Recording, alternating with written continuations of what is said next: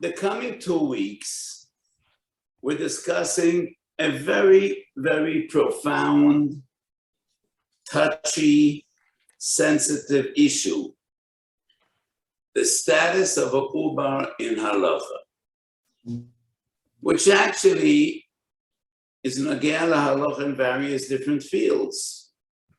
To what extent do we need to go out of our way to save a ubar?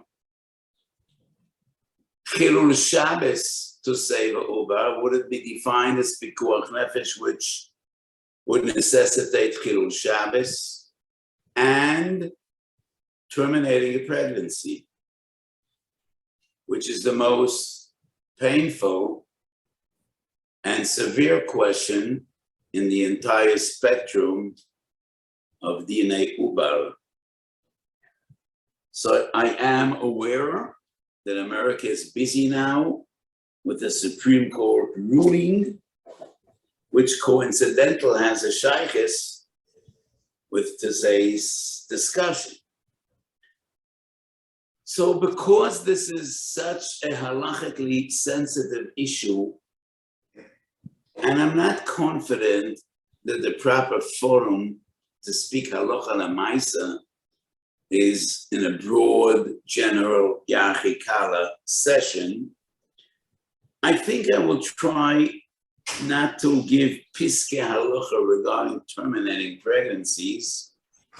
What are the circumstances in which it might be permissible? But we will focus more on the fundamentals. So in today's session, let us start off with the din of harigas ubar from the Gemara. Sanhedrin Nun Zayin Amud Beis. Reb Shlomo, I don't see my screen. I only see myself, but I don't see anything on the screen. Because we didn't know what the Reb wants. So we have the basic Maram Kaimis, we have Nun Tes, we have Nun Zayin. Nun Zayin Amud Beis. So with Nun Zayin, Reb Pesach, it's probably easier in the... N'ksev b'sefer Agadete de Beirav. Sefer Agadete de Beirav. Ben noyach neret b'dayin echod, be'en echod, sheloi b'asroa mipi ish. Mishum Rabbi Shmuel amru, af ala uberen, menohan amela.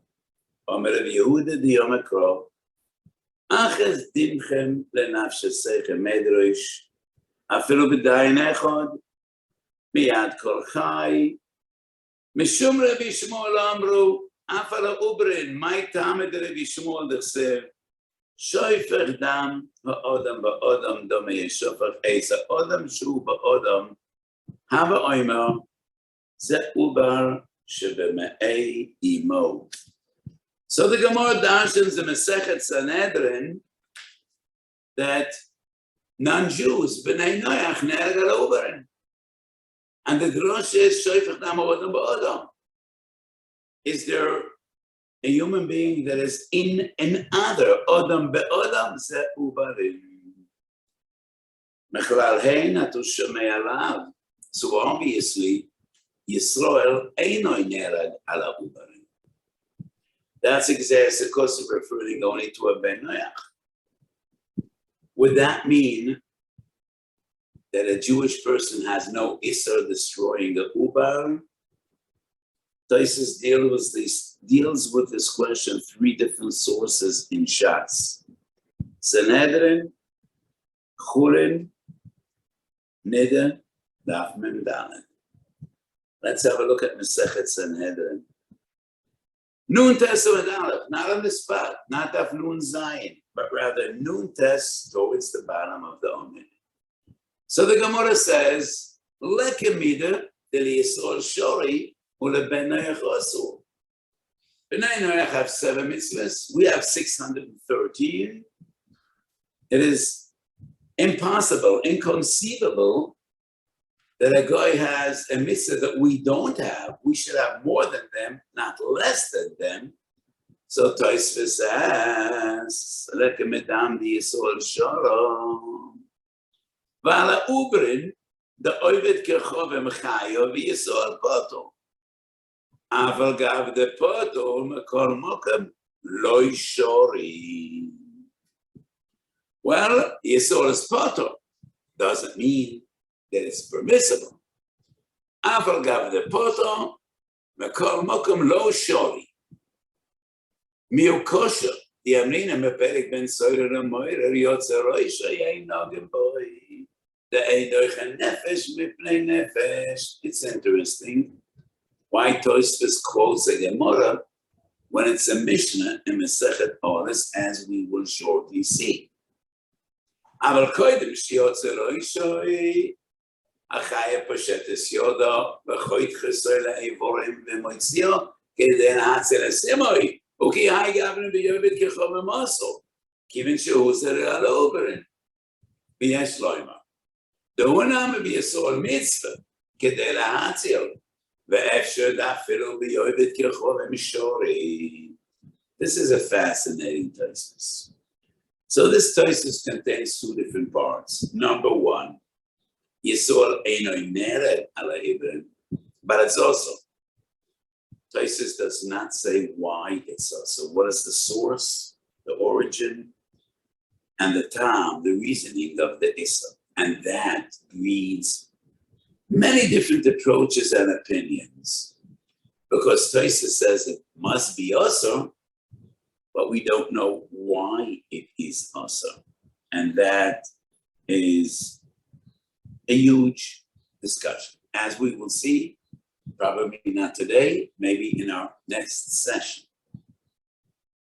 And then Tosfos asks, but there is a scenario, there is a situation which for Yisrael it's a mutter and for Goy it's also Mekasha Leiled. When a woman has difficulty during childbirth and the baby, the fetus endangers the mother's life. So that is the Yisol Shori, would have been Noach also. Tosfos answers, it's not the Yisol Shori, it is a mitzvah Yisol, it is a chiyuv of pikuach nefesh. And therefore, we don't have a kash. And then Tosfos says, ve'efshar, da'afilu bi'ovid kechod shori. And that's a fascinating efshar. What is the suffix of Tosfos? The suffix is, yes, the Gemara darshans akum nerag ala uber does not mean that by Bnei Noach, a uber and a baby, a human being, are exactly the same status, or no, they're not the same. Neither by Yisor nor by Bnei Noach. Elo she'gzera sakoser sheben Noach nerag ala uber. It does not mean that Bnei Noach or Ubar is a nefesh. And therefore, Tosfos is mesupik, maybe in the situation of a Mikasha Leilad, when we need to decide it's either the fetus or the mother, we destroy the fetus to save the mother. Even though Ben Noach chayav ala Ubrin, but not in a situation in which the mother's life is in jeopardy, which is a fascinating chakir, suffix. And as I try to explain, for Jews, a fetus is not a nefesh, as we will shortly see the Mishnah and Ohalos. And maybe even for a goy, it's not a nefesh, but afal piken, akum nerag ala umar.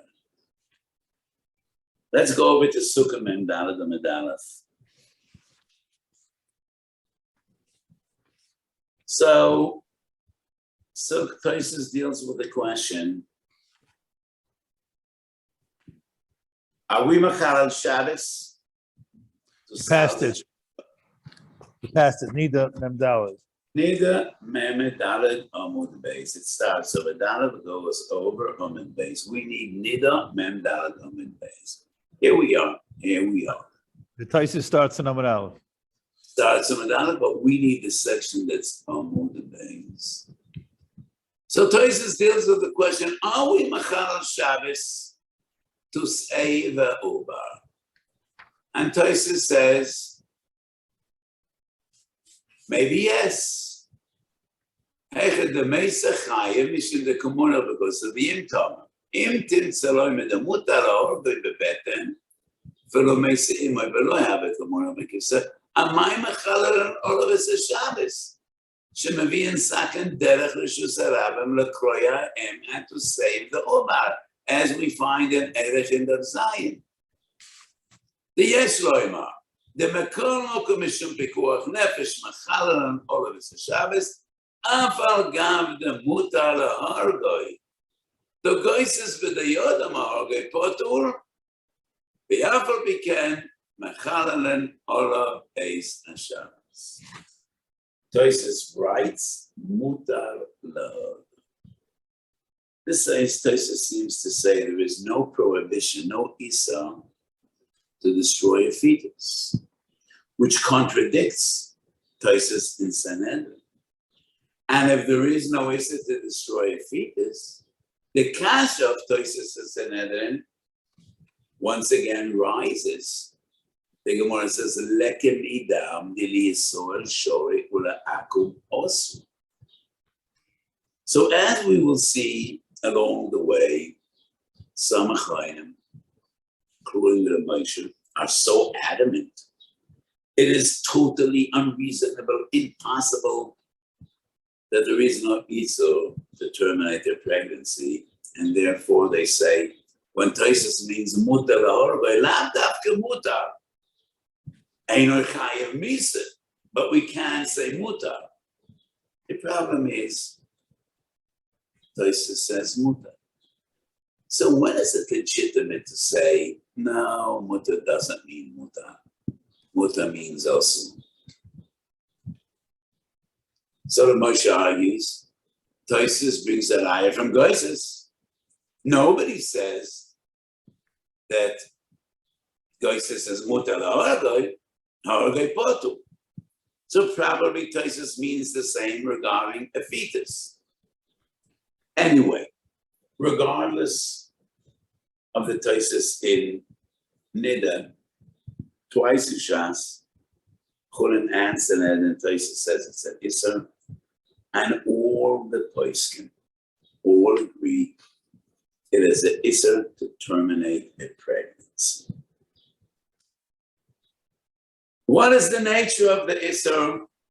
We will see down the line. Now we go over to the Mishnah in Oharos, where we see that by Jews, a uber is different than a full-fledged human being. That a baby after he's born, Mishnah in Oharos Perek Zayin. Hu isha shehi mekasha leilei, mechat chenas avlad b'mei eyu, v'moitzien oisoi eivorim. Well, medicine has somewhat advanced in the past 2,000 years. But obviously at their day and age, when the doctors realized that something is wrong and the mother is not successful in getting the baby out, and the mother's life is in danger, the only thing they could do is go into the uterus with a knife, cut the baby to pieces, and pull him out, eivorim. Sounds horrific, but al pi halacha, that is what is to be done. The life of the mother overrides the life of the fetus. Isha shi mekasha leilin mechat chenas avlad b'meyeu v'metzilin oisoi eivorim mepnei shechayeu koitmin lachayom. Yotzo ruboi, ein oigen boi, she'ein doichen nefesh mipnei nefesh. So obviously, as long as the baby is not yet born, and his head is not out of the uterus or the vagina, he is not considered a nefesh, and therefore chayeho koidmen lachayov. Would this halacha apply to goyim as well? That's the sufficient we saw just a moment ago. But nevertheless, this Mishnah clearly proves that a ubar is not defined in nefesh. So when we need to choose between one's life and another's life, My chozis, the domech ledach sumek tvei, ilmed domed edei sumek tvei. No one life is more precious than another. And when one's life is in jeopardy, and the only way we could save it is by sacrificing another's life, we have no right to sacrifice. We cannot even sacrifice one man's life to save a group, as we see in Masechet Trumis, in the Tosefta, and in Yerushalmi, that we will see along the way. However, when on the balance is a fetus against his mother, Chayeho Koidmen Lachayo. Yotzoroishe Eino Giboy, Ein Doiche Nefesh Mipnei Nefesh. So the conclusion we learn from this mitzvah, a ubar is not a nefesh. Which brings us to a Gemara in Sanhedrin Ayin Beis. And I just want to revive your memory. Just a moment ago, we saw the Tosfos in Sanhedrin Udas Adalat, and Tosfos quotes this halacha, Yotzer Reishe Einogem Boy, from the Gemara in Sanhedrin. The Tosfos doesn't quote the Mishnah, but the Gemara quotes the Mishnah. So, Omer Rav Huna, Sanhedrin Ayin Beis Amid Beis. Koton haroidef nitan atziloi benafshoi. A minor is chasing another person with a gun or a knife in his hand. Hard to imagine. But in this crazy United States of America, every day there's another serial killer and there's another mass shooting. And sometimes even minors kill people. Even though a kotan is not a bar oynish, but the din of roidif is not about punishment. It's not about penalizing. It's about saving a person's life. And therefore, even if the roidif is a kotan, nitan atzila benafshe. Eis v'erev chizda l'erev huna. Rev Chizda has a kash from the Mishnah we just learned in Oris. Yotzer roi she'ei nogam boy, lefi she'ei doich ha'nefesh mipnei nefesh, ba'amai. Roidefu. It's a baby. It was just born. But even a kotna roidef, nitan latzila benafshoy. The Gemara says no. It would be a mistake to define him as a roidef. Shana hosam, the mishmayo karod fela. It's not his choice. It's not his will. Nobody asked him. So when Rav Huna says kotna roidef nitan latzila benafshoy, it is intentional. His intent is to kill. He's a minor. He's not a bardas. He's not a bar onshin, but he still is a roidef. And he's chasing a person with a knife or a weapon with intention to kill. And that is why he has a din of a roidef nitan latzila benafshoy. Mekash leilei. It's not his choice. It's not the baby's choice. It's min hashamayim.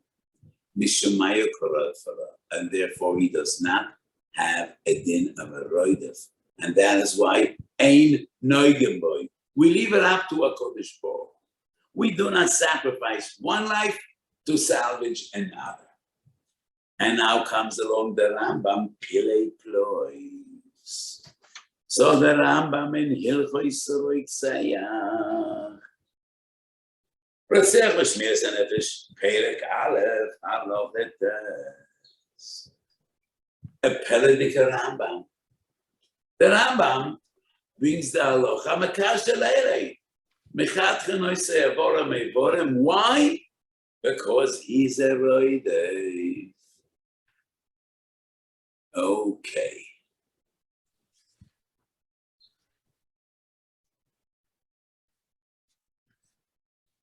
So the Rambam brings the din of a roidef achach avera lehargoi. Matzilim es nefesh anirdev benafshe shel roidef. Em einam yecholim matzilan noiseav benafshoy. Harei zemitzes lo yises shelo lachos hanefesh roidef. Leficho chayru chachamim שהוא אובר ראשי מקשר לילה דמות הלכתך אובר במייהו, בין בסם, בין ביד, מפני שהוא כרגע אחרי להורגו. ואם ישוי אינו גמוי, שאין דרך נפש מפני נפש, וזה טבעו של עולם. It is clear from the Sefer in the Rambam, when the Rambam writes, Ein doichen nefesh mipnei nefesh, v'zeu tivoi shel olam. That is the Rambam's interpretation in the Mishnah. Ein doichen nefesh mipnei nefesh, and his interpretation of the Gemara Sanhedrin base. The fetus is not a roidif. Why is he not a roidif? Tivoi shel olam. That's the Rambam's explanation when the Gemara says, Mishomaye korod felei. It's min hashamayim. It's nature. Nature is a Kodesh Baruch Hu. It's not the fetus or the baby that has any kavana, any intention of harming the mother. And therefore, he's not a roidif. And that's why ein doich nefesh mipnei nefesh. So why does the Rambam explain that the reason we destroy the fetus is because he is a roidif? The Rambam Turcha Deidivah says he is not a roidif. Zeh tivoi shel olam. Is he or is he not a roidif? So this Rambam is a gewaldige Pelle. Shulchan Aruch quotes the Rambam as is. Choshe Mishpat Daf Chav Hey. So this Rambam actually is halacha psuko. And the Shulchan Aruch quotes both parts of the Rambam. Yotzer Reishoi Eino Gaboy, Tivoi Shel Olam. I don't know whether we have the Shulchan Aruch on our screen, but the Shulchan Aruch is in a Daf Mafei towards the end of Choshe Mishpat quotes the Rambam. Sure. So the Rambam is somewhat confusing. Is he or is he not a roidif? And I'll tell you why this is such a fundamental, important question. One of the questions, to my terrible sorrow, I've dealt with so many times, is a very common scenario. It is a far more common scenario than a Mekasha Lele. It is very uncommon in our modern day and age that we need to destroy a mother to save the mother during childbirth. We do C-sections all the time. And if something goes wrong with natural birth, with labor, this is done 1,000 times every day. So the scenario described in the Mishnah is a very uncommon one. A scenario in which we need to kill a fetus, destroy a fetus to save the mother. What is more common is a very, very painful scenario. And that is, okay, this is the Shulchan Aruch we have on the screen, right? Okay. Yes. So see, follow, we have the dinam of roidif. Lefichoch. Ha'uberes shehi mekasha leile mutalach lecha obe b'meyeu ben b'sam ben b'yad mepnei shuka roidif ha'el ha'arga. Emoitze roishen organ boy. Exactly the lesson of the Rambam. And why do I stress the Shulchan Aruch? Because that's halacha psuka. So I started to explain a painful scenario. A woman, a pregnant woman, and they find a malignant tumor, a cancer in her body. And it's a bad cancer. Needs to be treated immediately if we want to give her a chance of survival. But they cannot administer chemotherapy or radiation while she is pregnant. So protocol is they terminate the pregnancy in order to treat the mother. And that is the more common situation, more common scenario than Amakasha Leilid. Amakasha Leilid is not relevant today. It is almost never a situation in which you need to kill the baby to save the mother. No, you try to take the baby out of the mother's belly. You do a C-section. Sometimes the child will perish. But there's never a situation in which we need to destroy the fetus to save the mother. That is no longer relevant. The question I described is a question I needed to paskin 100 times. Let me say this. It is my destiny, and I thank Kodesh Baruch Hu for it. I get more of these severe shilas every week that the common Rav and Shtetl and Poilen in Hungary get during his entire life. I needed to deal many times with questions of androgynos and terminating pregnancies for a million different reasons, amongst them cancer.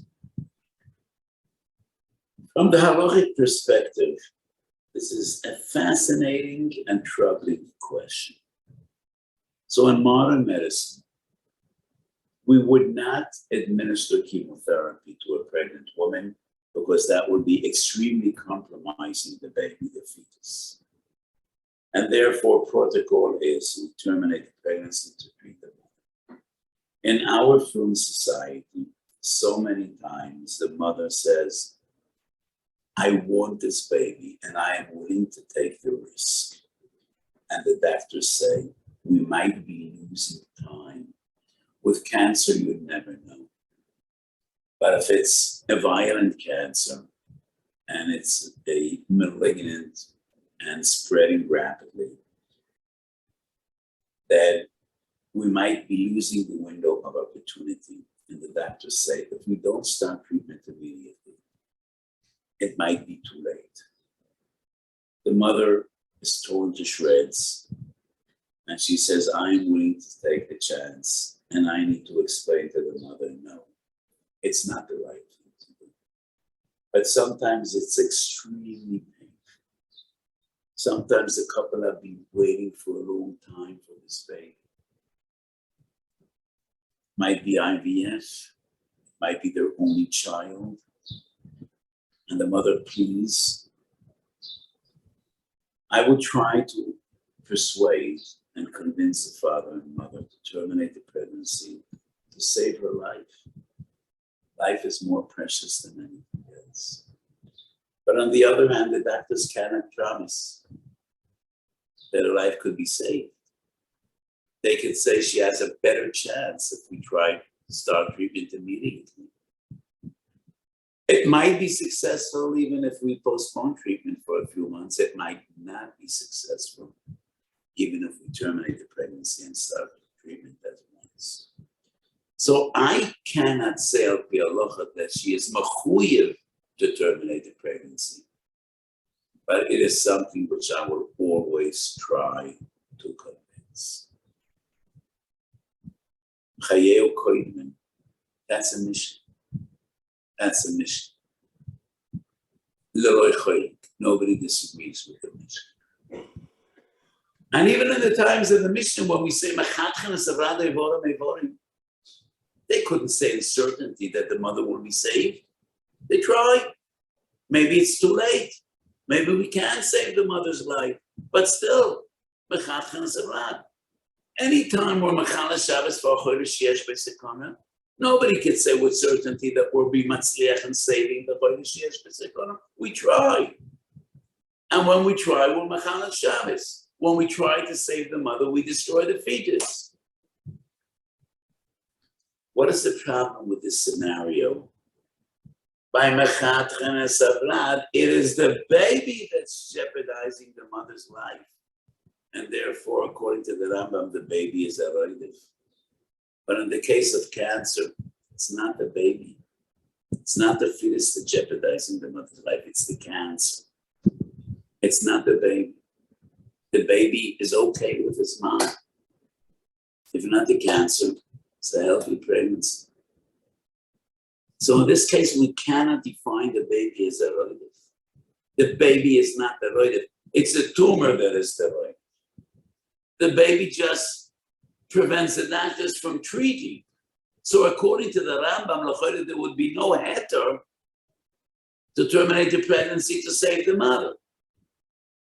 And Afar Piken, I passed it 100 times. We terminate the pregnancy to save the mother. How do I dare give such a psak? Well, I hope you all understand the loveness because it's a fascinating question. By Mekasha, Leila, the Rambam defines the baby as Eloide because it is the fetus that puts the mother's life in jeopardy. But when we're dealing with cancer, it's not the pregnancy. It's a healthy pregnancy. It's not the baby that's jeopardizing the mother's life. It's the baby jeopardizing the mother's life in an indirect way. It's just that the doctors won't treat her. Now, let's go a step further. Al pi Allah, is there a heter to terminate the pregnancy? Or maybe we should treat the mother without terminating the pregnancy. Wow, this is becoming very complicated. So why in modern medicine would we terminate the pregnancy? Because in modern medicine, maybe in modern ethics and philosophy, we say we have no right to compromise the fetus. The fetus could be born a healthy baby. If we give chemotherapy, we are compromising the health of the fetus. We have no right to do that. So is it better to destroy the fetus than compromising its health? What is better for a baby? To be born unhealthy or not to be born? Are you familiar with the dilemma? To be or not to be? I don't want to say where it comes from. Those of you that know might know. To be or not to be? Do we have a right to terminate the pregnancy and destroy the life of a ubar because we don't want to compromise his health? So this is a triangle. Who comes first, mother or baby? Mother comes first because he's a fetus, he's not a nefesh. Chayeu koidmen. So it would be justified to destroy the fetus to save his mother. Would it be justified to compromise the fetus to save his mother? If we could destroy a fetus to save his mother, could we wound him to save his mother? Could we impair his health to save his mother? Ilu Yodeinu Tekifa, if the entire medical establishment would act in accordance to Halacha, what would our psaka be?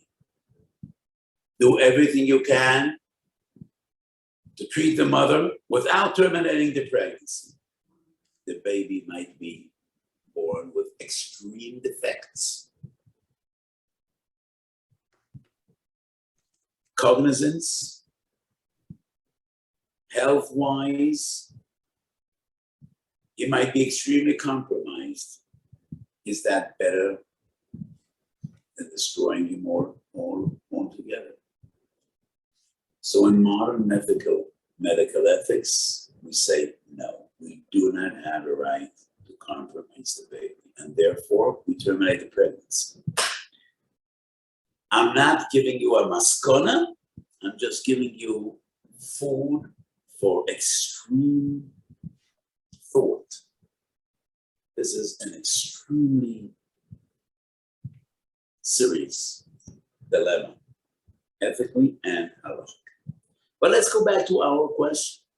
If the heter to terminate the pregnancy is based on roide, in the case of a cancer, is not a roide. There's a shalas achulas koyach shor. It's not a very well-known sefer, but it's a choshev sefer. He was a contemporary of Rebbe Kiva, gave it some sefer more than 200 years ago. If I'm not mistaken, he might have asked from the name. He describes the shaila, and maybe towards our next week's shiur we'll have this on our source sheet. He describes the shaila of a pregnant woman that had extreme bleeding. And the doctor said, it's not from the pregnancy. It's not caused by the pregnancy. But we cannot stop the bleeding unless we terminate the pregnancy. That is exactly a similar question to cancer. The bleeding is not caused by the pregnancy, but it's an internal bleeding from somewhere And the doctors say, if we don't terminate the pregnancy, she will bleed to death in a short time. We need to terminate the pregnancy to stop the bleeding. And he paskins, we have no right to intervene. Because if it's not the pregnancy causing the bleeding, then he's not a roidef. According to the Rambam, if he's not a roidef, ain't no boy. And that's his psak. And I disagree. Here we have it, amazing. Yeah, Koyach Shor Rabbi Yitzchak Shor. Reb Shlomo, your team is amazing, but you caught me off guard. I don't recall which simon it is. I dealt with it in my chuvas, so I can't. Let's see who's as come as yes, Rabbi Yosef Shor, nothing, so nothing like the view. But I think it was a contemporary of the view. Anyway. I'm looking to see if we can find the simon, but the Rav should continue describing it. I'm just continuing. So I say, we will let the mother die and the baby die, and then both die because you don't want to intervene. That doesn't make sense. That just doesn't make sense. The doctors say if we don't terminate the pregnancy, we can't stem the bleeding, and she will bleed to death. So is the baby going to be better off? Doesn't make sense. So yes, in the Mishnah and Trumas, the Bryce and Trumas, the Goyim says, if you don't give us one, we'll kill them all. We don't give out anyone. That is Toli Babos of Adam. We hope that those crazy Goyim, those murderers, are just threatening. But they won't go through with it. But in a medical case, why would we let mother and baby both perish? Because we don't want to harm the fetus. So anyway, let's have a look now at the Kiva Eger. And the Kiva Eger wonders about the Rambam. Why does the Rambam write that the reason we terminate the pregnancy is because he's a roidef? The Gemara says he's not a roidef. Mishumaya korat falei. So how could the Rambam say he is a roidef? And if he is a roidef, so there seems to be an internal contradiction in the Rambam, and the Rambam doesn't. Back on. Put the Rambam back on so everybody can see it again. The Kveger is a Mishnayis, correct? It's not that important, I'm just explaining. If we can easily have it, we'll have it. If not, we'll just move on. The Kveger is in the Mishnayis and the Holis, correct? Right. No. The Kveger is in Sanhedrin. Chidusha the Kveger and Sanhedrin. The Kveger and Shas. I think it's also in Mishnayis. It's copied from one source to the other. I think it's in Tosefes to the Kveger and Mishnayis. It is also printed in the Nur of the Kveger Sanhedrin. Take a look at the Mishnayos for Pesach for a second. Let's see if it's printed there so that I look and see it. If we go back to the Mishnayos, you're going the wrong way. You're going the wrong way. The other way. Where is the Mishnah? No, we passed it. Okay, let's skip Rabbi Kiva. What I would like is, could I have the Mishnayos, not from Mishnayos? Kveger, right on the right side. With Ezra Kveger. Scroll up. This is the Kveger. Pull it down, Pesach. This is the one the love thing for. Here we are. Mishamayim karat falei.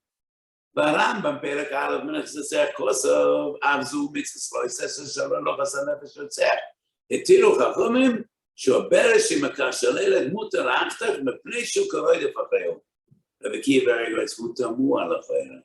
Do'ochalam mishum roi defasina ala. B'yotzer rebo yainoi geboy. Elo akoch achata mishum do'uba.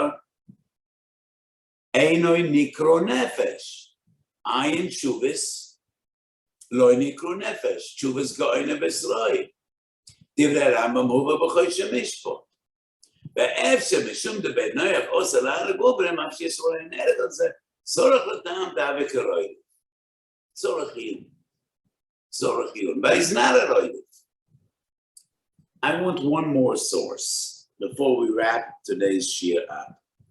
I want the Mishnah Perek Zayin Aholas from Shas Vilna, not from the Mishnayos. Peresha Mishnah Rambam.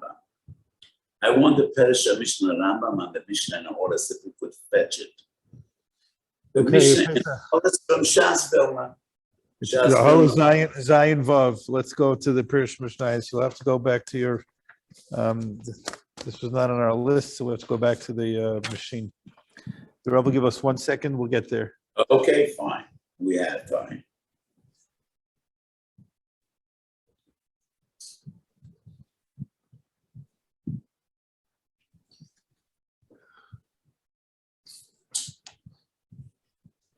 Here you go, Rambam.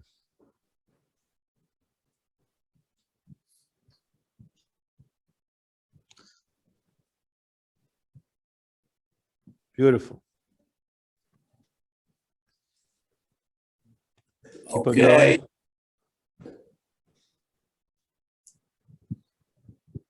No, you have to go further, Rapesa. You have to go further down.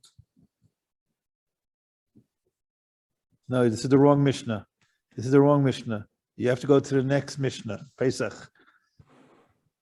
You see what we need to go down. Here we are. Here we are. This Mishnah. Yeah. Okay, now go to the Rambam. That's one little line. Ze kuloi poshut ein sorach biur. Wow. Is that so? Kuloi poshut ein sorach biur. What I want to prove is there's a stira in Rambam. Ein sorach biur. So why do we have 2 columns of Reb Chaim Brisker in Ein Sorach Biur? Why is Rabbi Kiva Eger puzzled by the Rambam in Kuloi Poshut ve'Ein Sorach Biur? If the Rambam has some explanation that this baby is a roidef and he's not a roidef, he's a roidef Achiyotza Roishon, he's not a roidef Mishiyotza Roishon, would the Rambam write that Kuloi Poshut Ein Sorach Biur?